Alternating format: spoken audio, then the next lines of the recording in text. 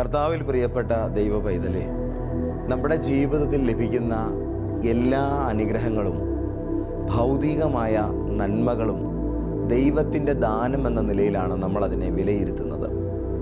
എല്ലാ കാര്യങ്ങളെയും നമ്മൾ നമ്മുടേതായ രീതിയിലല്ല, കർത്താവിൻ്റേതായ രീതിയിലാണ് പലപ്പോഴും നോക്കിക്കാണുന്നത്.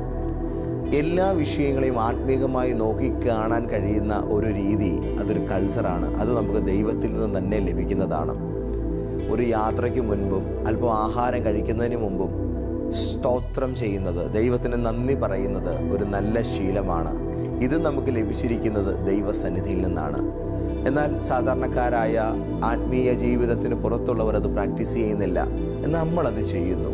നമ്മുടെ എല്ലാ കാര്യങ്ങളെയും ദൈവികമായി ഉൾക്കൊള്ളാനും കർത്താവിൻ്റെ നിലവാരത്തിൽ നോക്കിക്കാണാനും ആഗ്രഹിക്കുമ്പോഴാണ് നമുക്ക് ഇങ്ങനെയൊക്കെ ചെയ്യാൻ സാധിക്കുന്നത്.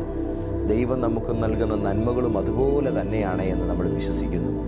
ഇന്ന് രാവിലെ കർത്താവ് നൽകുന്ന എല്ലാ അനുഗ്രഹങ്ങളും ഭൗതിക ജീവിതത്തിലെയും ആത്മീക ജീവിതത്തിലെയും കാണപ്പെടുന്നതും കാണപ്പെടാത്തതുമായ നമ്മുടെ ജീവിതത്തിലെ സകല സന്തോഷകരമായ നമുക്ക് പുരോഗതി സമ്മാനിക്കുന്ന എല്ലാ മേഖലകളും കർത്താവിൻ്റെ നന്മയാണ്, ദൈവം നൽകിയ അനുഗ്രഹമാണ് എന്ന് നമുക്കും ഏറ്റുപറയാം. പുതിയ ഒരു പ്രവചനദൂതൻ്റെ നല്ലൊരു അധ്യായത്തിലേക്ക് എല്ലാവർക്കും യേശു കർത്താവിൻ്റെ ഉന്നതമായ നാമത്തിൽ സന്തോഷത്തോടുകൂടെ സ്നേഹവന്ദനം. നമ്മുടെ ജീവിതത്തിൽ എല്ലാറ്റിനെയും നമ്മൾ കർത്താവിൽ ആനന്ദം നിറഞ്ഞ ഹൃദയത്തോടും നന്ദിപൂർവ്വവും കാണാൻ തുടങ്ങുമ്പോൾ നമ്മൾക്ക് പിന്നെയും പിന്നെയും അത് വർദ്ധിക്കുന്നതിനത് കാരണമായി തീരും. നമ്മുടെ കയ്യിലുള്ള പണവും ദൈവം നൽകിയ ഒരു നന്മയായി തന്നെയാണ് നമ്മൾ മനസ്സിലാക്കുന്നത്. ആത്മീയരെ സംബന്ധിച്ചിടത്തോളം പണം എന്നവർ വളരെ റയറായിട്ടേ യൂസ് ചെയ്യാറുള്ളൂ. പകരം ദൈവം നന്മ നൽകി. നന്മ മീൻസ് പൈസ എന്നൊരു തലത്തിലേക്കാണ് ഇന്ന് ഒരു മലയാളി ക്രിസ്ത്യാനികളുടെ ഒരു മൈൻഡ് സെറ്റ് കിടക്കുന്നത്. കാരണം അത് ദൈവം എനിക്ക് നൽകിയതാണ് എന്നുള്ള, നന്മകൾ കർത്താവിൽ നിന്ന് വരുന്നതാണ് എന്നുള്ള ബോധ്യത്തിൻ്റെ നിലയിലാണ് നമ്മളതിങ്ങനെ പറയുന്നത്. ദൈവത്തിൻ്റെ അനുഗ്രഹം എന്ന നിലയിൽ നമ്മൾ ഉൾക്കൊള്ളുന്ന ഏതൊരു ജീവിതത്തിലെ വിശാലതയ്ക്ക് കാരണമാകുന്ന ഇടപാടും വസ്തുവും നമ്മുടെ ജീവിതത്തിൽ കർത്താവിനോടുള്ളതായ നന്ദിപൂർവമായ ഹൃദയത്തോടെ നാം അതിനെ ഉപയോഗിക്കുമ്പോൾ അത് വർദ്ധിക്കുവാൻ കാരണമാകും. അത് കൃഷിയാണെങ്കിൽ അതിൽ നല്ല വിളവെടുപ്പുണ്ടാകും. അത് മൃഗസമ്പത്താണെങ്കിൽ അത് പെറ്റുപെരുകും. ബിസിനസ് ആണെങ്കിൽ അത് അഭിവൃദ്ധിപ്പെട്ടുകൊണ്ടിരിക്കും.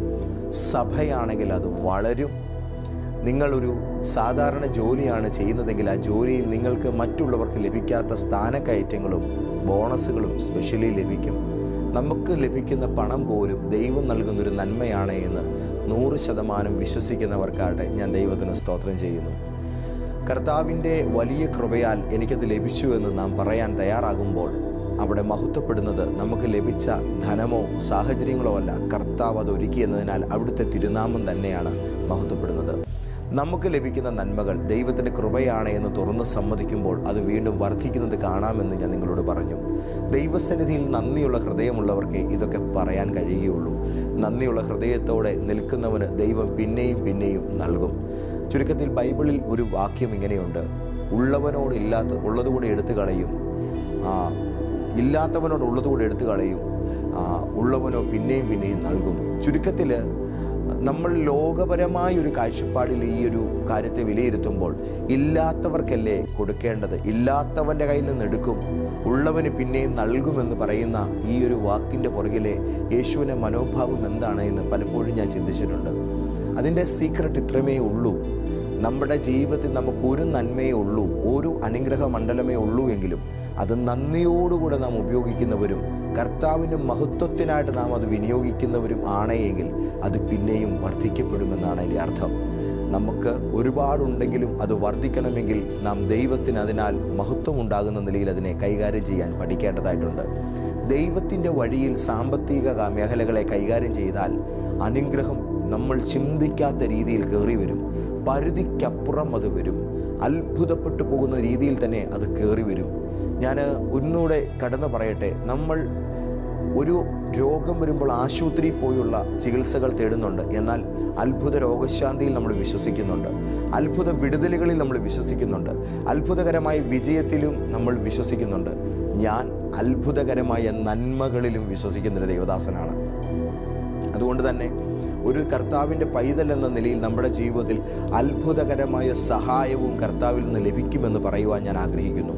16-ാം സങ്കീർത്തനത്തിൽ ദാവീദ് പറഞ്ഞു, ഞാൻ യഹോവയോട് പറഞ്ഞു, അങ്ങ് എൻ്റെ കർത്താവാണ്, അങ്ങൊഴികെ എനിക്ക് ഒരു നന്മയുമില്ല. നമ്മുടെ എല്ലാ ഉറവിടങ്ങളും ദൈവത്തിൽ നിന്നും മാത്രമാണ്. നമുക്ക് കിട്ടുന്ന എല്ലാ നന്മകളും ദൈവത്തിൻ്റെ അനുഗ്രഹവുമാണ്.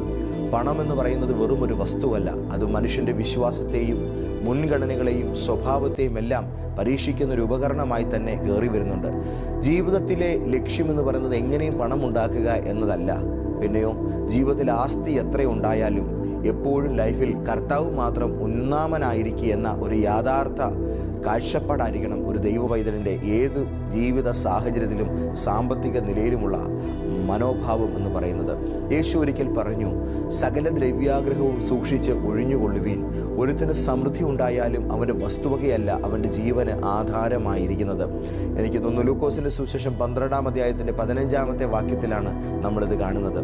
ആസ്തിയോ സമൃദ്ധിയോ ഒന്നും ആയുസ്സിലെ ഒരു സെക്കൻഡിനെ പോലും മുന്നോട്ടേക്ക് നൽകി തരുന്നില്ല എന്നുള്ളത് മനസ്സിലാക്കുമ്പോഴാണ് ജീവൻ്റെ ആധാരം പണമല്ല, അത് ദൈവം മാത്രമാണ് എന്ന് നമുക്ക് മനസ്സിലാക്കാൻ കഴിയുന്നത്. ജീവിതത്തിൽ കൂടുതൽ സമ്പാദിക്കുക, കൂടുതൽ വസ്തുക്കൾ സ്വന്തമാക്കുക, ഇതൊക്കെ ഏതൊരാളുടെയും ഒരു ആഗ്രഹമാണ്. പക്ഷേ ജീവിതത്തിലെ വിജയം നിർണ്ണയിക്കുന്നത് എത്ര സമ്പാദിച്ചു, ആഗ്രഹിച്ച സാധനങ്ങളെല്ലാം ഒന്നിനു പുറകെ മറ്റൊന്നായിട്ട് മേടിച്ചു കൂട്ടി സ്വന്തം വീടൊരു സൂപ്പർ മാർക്കറ്റ് പോലെ ആക്കി എന്നുള്ളതല്ല. പണം കൊണ്ടുള്ള ഏറ്റവും പ്രധാനപ്പെട്ട ഉപയോഗം എന്താണ്? പണം ജീവിതത്തെ മികച്ച രീതിയിൽ മുന്നോട്ട് നടത്താൻ ഉള്ള ഒരു ഉപകരണം മാത്രമാണ്.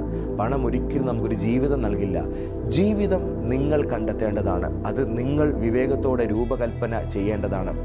അതുകൊണ്ട് തന്നെ അർത്ഥപൂർണമായൊരു ജീവിതം നൽകുന്നത് എന്താണെന്ന് ചോദിച്ചാൽ അത് മാനസികമായ വലിയൊരു സമാധാനവും ചിന്താരീതിയിലും കാഴ്ചപ്പാടുകളിലും തരക്കേടില്ലാത്ത നല്ലൊരു ജ്ഞാനവും സമൂഹത്തിലെ ജീവിത മേഖലകളിൽ നല്ല മനുഷ്യരുമായിട്ടുള്ള സൗഹൃദവും സ്നേഹവും ആത്മാർത്ഥത നിറഞ്ഞ നല്ല ബന്ധങ്ങളും നാം ഇടപെടുന്നവരോട് നമുക്ക് നന്നായി പെരുമാറാൻ കഴിയുന്ന ഒപ്പം ആത്മനിയന്ത്രണമുള്ള മാതൃകാപരമായൊരു സ്വഭാവം കൊണ്ടു നടക്കാൻ കഴിയുന്നതും ദൈവികമായുള്ള ആഴമേറിയ ബന്ധം കർത്താവിനോട് പുലർത്തുന്നതുമൊക്കെയാണ് ജീവിതത്തിലെ നല്ല മൂല്യങ്ങളെന്ന് പറയുന്നത്.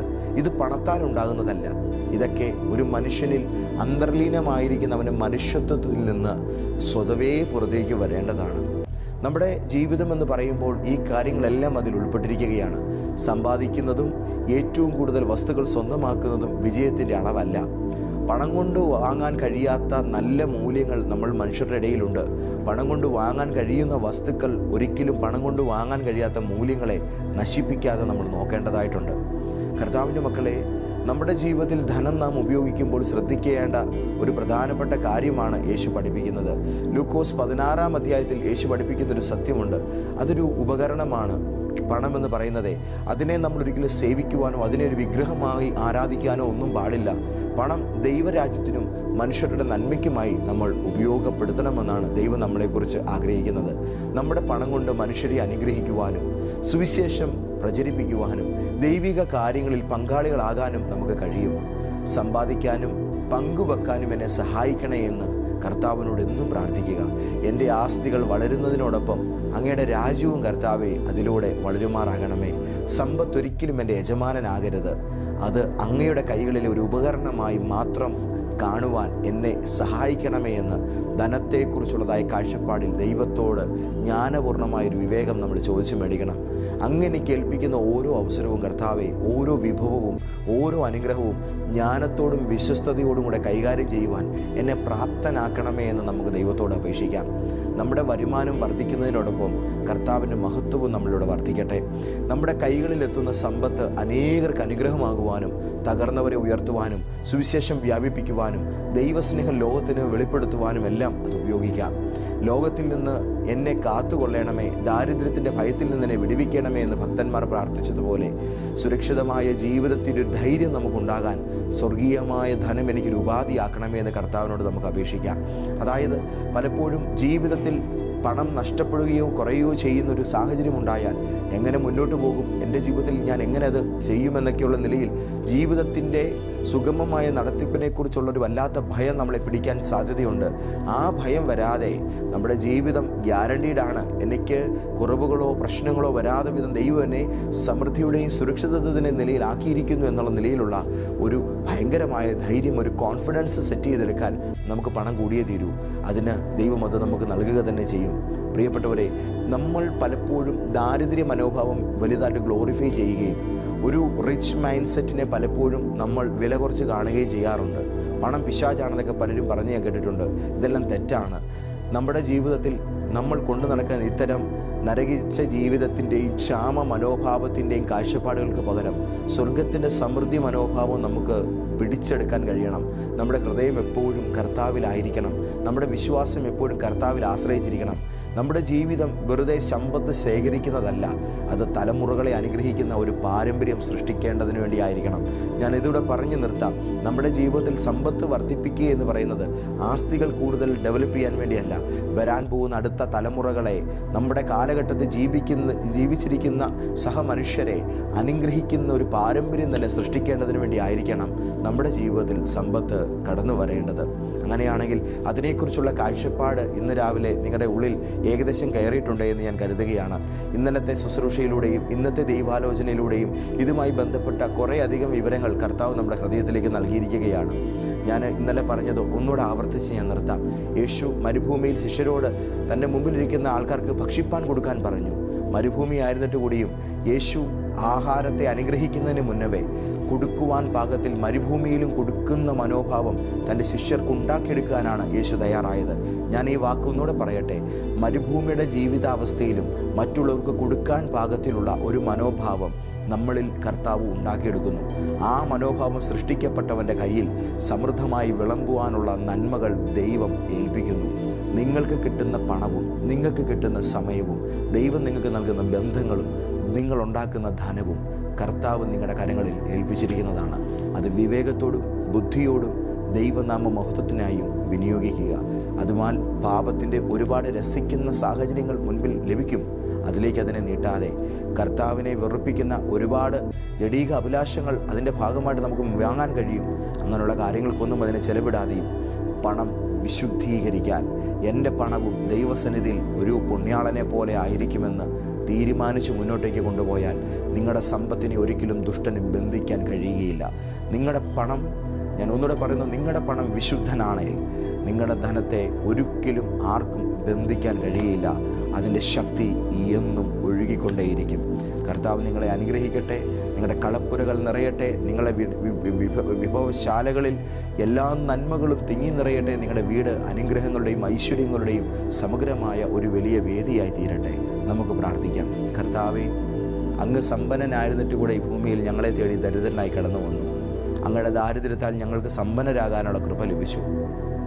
അത് ഭൂമിയിലെ ഞങ്ങൾ കണ്ണുകൊണ്ട് കാണുന്ന കുറേ അസറ്റുകളല്ല, പിന്നെയോ ഭൂമിയിൽ ദരിദ്രരായവരെ വിശ്വാസത്തിൽ സമ്പന്നരാക്കുന്ന ക്രിസ്തുവിൻ്റെ സ്നേഹം, സകല വചനത്തിലും പരിജ്ഞാനത്തിലുമുള്ള സമ്പന്നത, ദൈവിക കൃപകളിൽ വളർന്നു വരുവാനുള്ളതായ ദൈവവിഷയമായുള്ള ഒരു സമ്പന്നത, ഇതൊക്കെ കർത്താവ് ഞങ്ങൾക്ക് നൽകിയിരിക്കുകയാണ്. ഈ സമ്പന്നത യേശുക്രിസ്തുവിൻ്റെ പിതാവിൻ്റെ സന്നിധിയിൽ നിൽക്കുന്ന ആ ഒരു ശ്രേഷ്ഠകരമായ പുത്രത്വ ഭാഗ്യാവസ്ഥയോളം ഞങ്ങളെയും പ്രബലരാക്കിയിരിക്കുന്നു. ഇന്നത്തെ ദൂത് കേട്ട് പ്രാർത്ഥിക്കുന്ന അങ്ങയുടെ എല്ലാ പൊന്നോമന മക്കളെയും അനുഗ്രഹിക്കണമേ. ഇവർക്ക് വേണ്ടതെല്ലാം ധാരാളമായി വാരിക്കോരി കൊടുക്കണമേ. ഇവരുടെ ജീവിതത്തിൽ എല്ലാ നന്മകളും ഉണ്ടാകട്ടെ. യേശുവിൻ നാമത്തിൽ തന്നെ. ആമേൻ, ആമേൻ, ആമേൻ. കർത്താവ് നിങ്ങളെ ഒരുപാട് അനുഗ്രഹിക്കുമാറാകട്ടെ. ഇന്നും നാളെയും കൂടെ കോട്ടയത്ത് നമ്മളുടെ ഫാസ്റ്റിംഗ് പ്രയർ ഈ മാസത്ത് നടക്കുന്നു. നിങ്ങൾ വരാത്തവർ വരിക. കർത്താവ് നിങ്ങളെ ഇവിടെ എത്തിക്കുന്നത് വലിയ അനുഗ്രഹങ്ങൾക്കും വിടുതലുകൾക്കും കാരണമായി തീരും. യേശുനാഥൻ നിങ്ങളെ അനുഗ്രഹിക്കട്ടെ. പിതാവാം ദൈവത്തിൻ്റെ സ്നേഹവും യേശുവിൻ്റെ കൃപയും പരിശുദ്ധാത്മാവിൻ്റെ കൂട്ടായ്മയും നിങ്ങളോടുകൂടെ ഇപ്പോഴും എപ്പോഴും എന്നേക്കും ഉണ്ടായിരിക്കുമാറാകട്ടെ. ആമേൻ, ആമേൻ, ആമേൻ.